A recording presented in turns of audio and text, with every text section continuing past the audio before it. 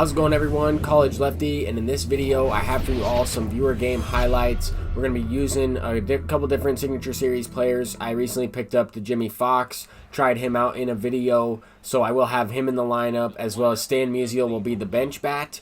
I have yet to really try that card out in ranked seasons. I haven't really tried him out in viewer games either, but definitely a good card that I'm looking to try out. So those are probably the two new cards in this video, and basically what these games are just random selection using a random generator Nightbot over on Twitch. Basically, once I make World Series, I try and get as many of these types of games in as possible, and just roll Nightbot. He goes ahead and selects somebody. We hop into a 3-inning game and we play. It's pretty much just practice. They're all friendly games, and it's a great opportunity for me to go ahead and make these highlight videos, so that way we can kind of analyze the content, as well as you guys can see yourself play against me on a YouTube video. That last pitch from Billy Wagner was kind of random. I threw it, should have been on the outside corner, or should have been way outside because of the feedback I had, and it ended up being inside, right in the general area where I threw it. Sometimes it's just random where the game works. We can really tell some of the differences in friendly games simply because there is wind involved with some of these games, and I know the wind is blowing in quite a bit.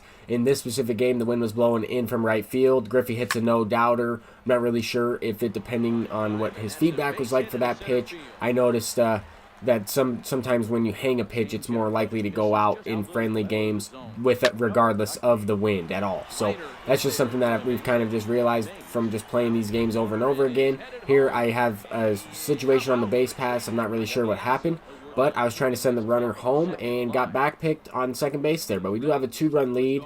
No lead is safe, especially in these 3-inning games.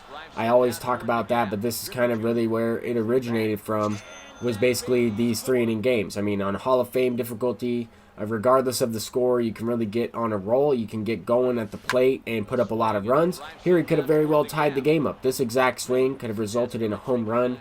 Maybe just didn't have the launch angle. Not really sure where he missed that one. Probably didn't miss it at all. Same thing with this one. This could have tied the game up. Ken Griffey Jr. hits it to Griffey, and that could also be the wind right there. Not really sure what happened in some of these games, but it is tougher to tell because there are extra variables that aren't included in ranked seasons anymore. But we are trying out some new cards. We are going up against a variety of opponents in this video. It's a lot of highlights with the Diamond Dynasty players, a lot of shortened at-bats, and I think it's great. I think it's good to play these games. It has really helped me become a better player by playing against you guys. You guys are very good. People that watch MLB The Show content seem to be generally very good at the game because they're interested in trying to improve. That's why they watch the videos in the first place, stuff like that. I think that it allows for the community to become better in terms of the game, better at the game in general, when we play against good players consistently. I find that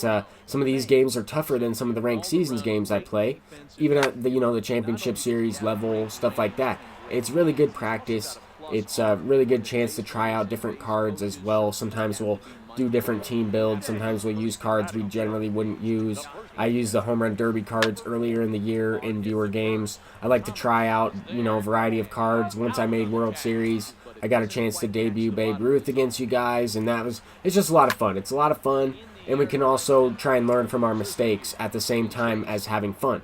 Right here, I had a guy on second base, leadoff double in the inning, move him over, and pop up a pitch down the plate. It's nothing against the opponent. I know that he's a very good player. He's been pitching extremely well. But in this situation, I did miss 2 pitches that were more over the middle of the plate than on the corners there. There were 2 very hittable pitches. I had a runner on third base, and you really have to capitalize on situations like that.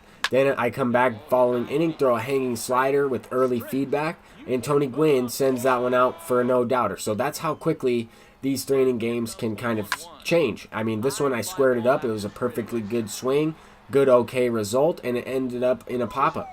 But basically, these games are really good to kind of analyze what I did wrong, how I can improve. In this game specifically, just dropped the PCI too many times. As the pitch was coming in, kind of overcompensated with my plate coverage indicator. We ended up losing that last game, 1-0, and it was one swing of the bat was the difference. I mean, I had a great chance to score a run or two, break the game open. Here with Jimmie Foxx, kind of did the same thing, dropped the PCI, moved it down to the left a little bit, still hit it really well. Hit it to the wall there, but Willie Mays does make the play. Now he has Tony Gwynn up at the plate, goes with the line drive. Sometimes you're going to line out, sometimes they're going to they're going to fall in. I noticed that he had one hit with this guy, and it was a home run. I figured I was going to give up the second home run. I actually called this one against me. Dale Murphy goes deep, so he has a couple home runs with him. I know facing a lefty with that against that Dale Murphy's not the move. I probably should have went to a different pitcher instead of Madison Bumgarner in this situation, but I left him in. I like to try and use the starting pitcher for a couple batters in some of these viewer games for the most part. And just as I said before, sometimes you're going to line out. I squared this one up with Willie Mays. So far, Jimmie Foxx, Willie Mays have not gotten anything going, even though I hit the ball fairly well. This one I felt like I missed it. I missed low and away. I kind of dropped the PCI, swung a little bit on the inside corner. The pitch was low and away, and I got a home run on that one. I don't really know what happened. Same type of thing here. Went the other way with it. Felt like I swung a little bit late, and we did send it out for a no-doubt home run. Not really sure if it was the pitch feedback or what happened in that situation, but sometimes you get rewarded on some crazy hits, and sometimes you don't get rewarded on your good squared-up hits. That last at-bat was Stan Musial's first at-bat, besides the one he popped up in the previous game, and that time he lined out. We got kind of a weird animation on that line out. It was kind of like the ball was going into the gap. It ricocheted down right to the fielder. We see that happen sometimes, probably just some desync in the game. I'm sure on his screen, he got a regular line drive right to the second baseman, and he made the play. So now we have Bruce Sutter in the game facing Signature Series Hanley Ramirez, and he sends one deep to right center field. Willie Mays should be able to track this one down. I really don't like when he gets that arm extension animation. You never know if he's going to miss the ball. Whenever Griffey gets that animation, I always just like hold my breath because you think he's going to miss it. More times than not, he does miss it, and Willie Mays seems to be the one guy that gets those animations and makes the play, it seems. Anyway, we have the finest Josh Hader in the game. This card has been very good for me, but he does give up a base hit to Ichiro. The machine, the absolute base hit machine. I'm surprised that one was not down the left field line for an extra base hit, but he did get another guy on base. Tony Gwynn at first. We got the pop-up facing Max Muncy, and that's a big out right there. One down. He had a chance to break the game open, walk it off in this situation. Still does, but we go to a righty this time against Dale Murphy with Raleigh fingers. Threw that one a little bit too good, but we did get the strikeout there. But we still have a couple more games left in this video. I kind of wanted to try and upload highlights from each and every viewer game that I've played recently.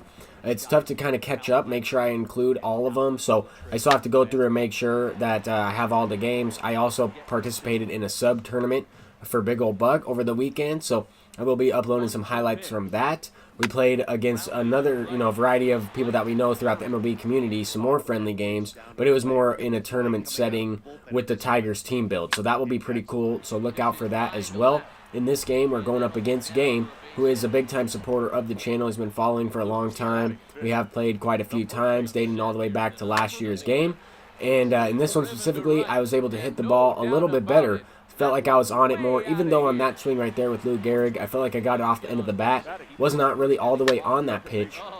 We go deep again with Hornsby. That seemed like it was a better swing. That swing seemed like I was on it a little bit more, but Game is a very good player. Just because we have one big inning does not necessarily mean that we're going to win this game. He still has 6 outs to work with. He still has a chance, and Willie Mays is probably his best hitter. I usually give up a home run to him every single time, especially playing against Game.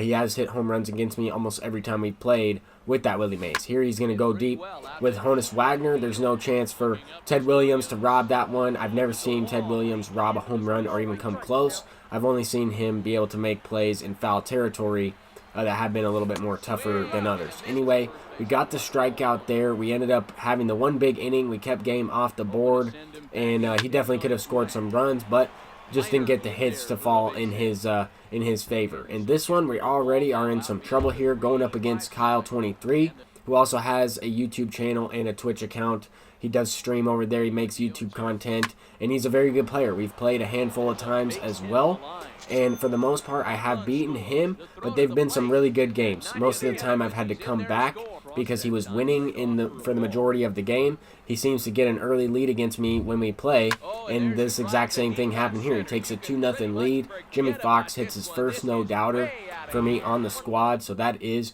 a 2-1 game. But he has something cooking here in the top of the second inning once again. 2 guys on, Pudge up at the plate. He sends that one into the gap. That's going to clear the bases. 96 speed Honus Wagner is on first base. No chance I'm getting him out at the plate. Pudge moves up to second with a double. And now we have Pablo Sanchez up, down by 3 runs. And this has probably been Kyle's kryptonite. Every time it seems Pablo Sanchez is up at the plate, I'm able to hit a home run against Kyle. But this time he gets me to ground out to second base and really shut me down. He played really well in this game. He deserved to win this game. I know we still have a couple outs to work with, but I even said during the live stream, I hope that he wins. He deserves to win. He outplayed me in this one, scored multiple runs in the first 2 innings, and Jimmie Foxx does fly out there. We ended up losing that game 4-1, but I appreciate everybody who tunes into the live stream, who enters into these types of giveaway games and stuff like this. I appreciate it, and hopefully I see you guys in a little bit. I will be live once I upload this video. I will be live a little bit later tonight with a couple games.